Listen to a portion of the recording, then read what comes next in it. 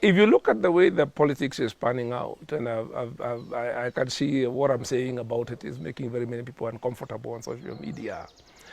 I see it as there has been. I studied the polls, and there's been quite a few. I've seen quite a few polls all the way back to November, December, mid last year. And if you look at those polls, this is a story I see. You've got William Ruto leading as a front runner with about 40% of the vote. Kwani mnafikiri Kenya ni yenu peke yenu? Watu wawache mchezo nani.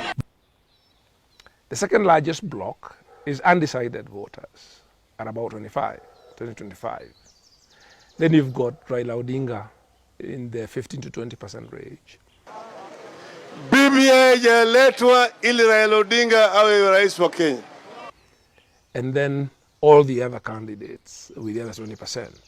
So if you do that math, the way I read it is that you've got Ruto at 40%. That's a poor, because actually that's about where our poverty line is. Yeah. So William Ruto has his constituency. It is the poor. He's mobilizing the poor, and I can see it's making a lot of people very uncomfortable. But there you are. Then you've got on the other side about 35% who are supporting their tribal chiefs.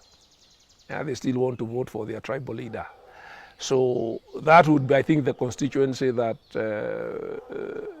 is being called dynasties are trying to form what is that's a BBI constituency model, which is trying to form what is called sometimes consociational politics, of getting a couple of big tribes together, and then the big tribes form a sort of stable coalition.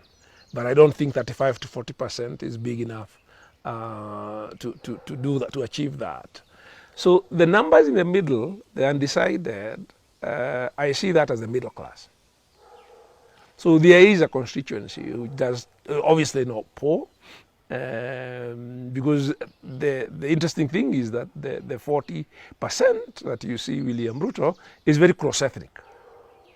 So clearly some class sort of coalescence around material issues is beginning to crystallize.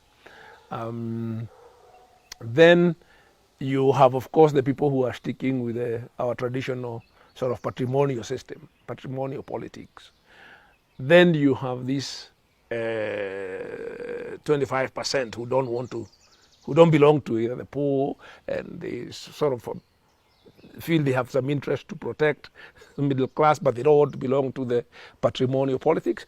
So the question is, can this formation be able to capture that constituency? I think they can, but there's work to do. I think there is an opportunity, but you really need to be clear who your constituency is and what your offering is. I am skeptical about saying that you're just going to be a party of clean people, because that's what we did in 2003.